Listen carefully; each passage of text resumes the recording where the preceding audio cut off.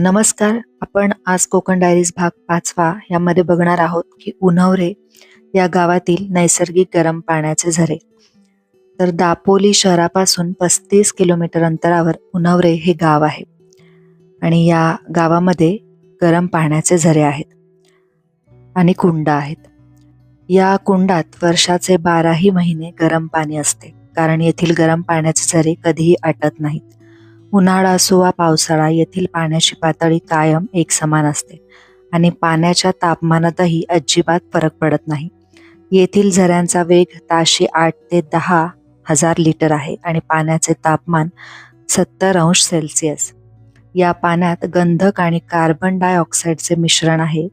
गंधकाचे प्रमाण जास्त असल्यामुळे या पाण्यात अंघोळ केल्यानंतर त्वचा रोग नाहीसे होतात. शिवाय दिवसभराचा थकवा दूर होतो. फक्त या पाण्यात उपाशीपोटी जाणे टाळावे, कारण उपाशीपोटी असल्यास चक्कर येण्याची शक्यता वाढते. उन्हवरे येथे कमरेएवढे पाणी राहील अशा स्नानकुंडांची व्यवस्था केलेली आहे. शिवाय स्त्रियांसाठी बंदिस्त स्नानकुंडही आहेत.